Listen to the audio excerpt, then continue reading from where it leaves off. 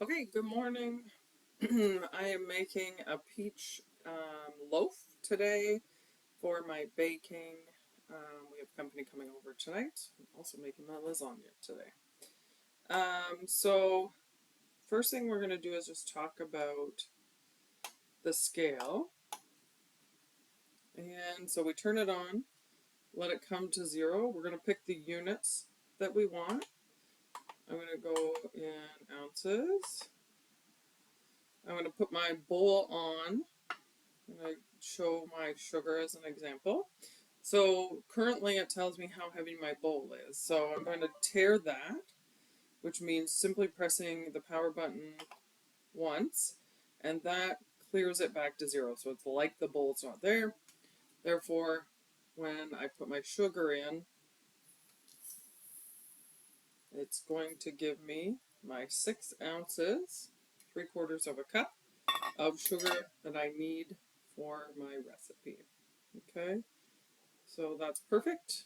That's exactly how you use a scale. Baking is much more precise than cooking, so make sure that you weigh out your ingredients to be sure that you've got the appropriate amount of everything.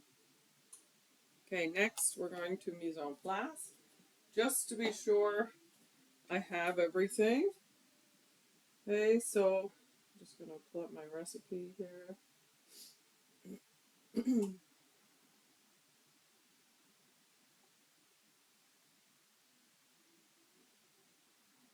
Okay, so I need 3/4 of a cup of sugar. That's a check. I need half a cup of milk. Check that off. Half a cup of vegetable oil. Check that off.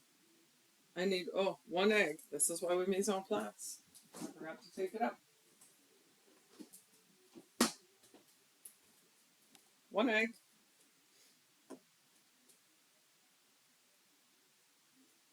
Teaspoon vanilla. 2 cups all-purpose flour.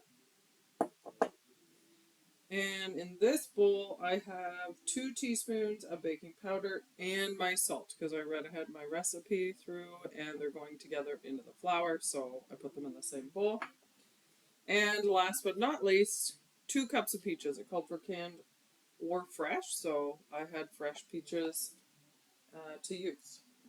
Okay, so we have everything we need, and I'll be right back. Okay, so oven is preheated. I've got my loaf pan already greased, ready to go. Whisked the dry ingredients together, so we got our leavening agent is, of course, our baking powder. That's what's going to make things rise. Okay. And it's like more of a bit of a pound cake, sort of. So we got all the wet ingredients plus sugar in this bowl. And we're just mixing it together. Super important to whisk this one together, the dry, just to be sure that we're getting everything spread out so that the leavening agent is evenly spread. It's bitter, so you want to make sure that it's spread out nicely, or else you get little chunks of things that don't taste very good. So definitely don't rush your dry ingredients. So right now we're just getting all the sugar mixed in with the egg, vanilla, milk, and oil.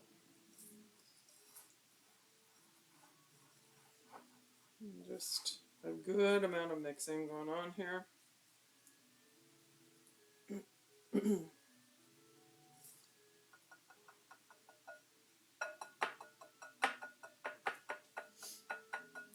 Okay, tapping that off good because I want to make sure I get all the stuff I need.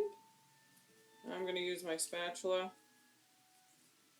I'll pour all of it into my mixed dry. Again, it's measured out appropriately, so scraping your bowls is important when you're baking to make sure you get all the ingredients, because it's measured the appropriate amount. So, okay. here, we're just going to go around.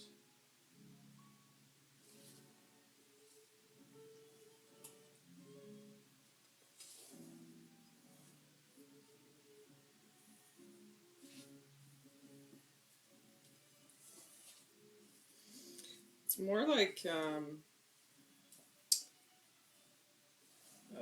pound cake, I find, recipe. This one, it's like a heavier, denser sort of mixture. So that's why I'm not using the whisk. I think it's all going to just get caught up in there. So just making my way around, moving it, getting the bottom mixed around, making sure everything's evenly mixed in there. All of it off the side. Okay, now I'm going to go ahead, mix in my peaches.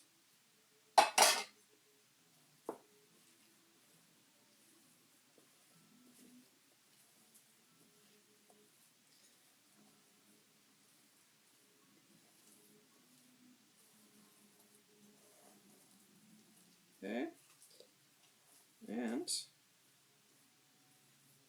we're good to go.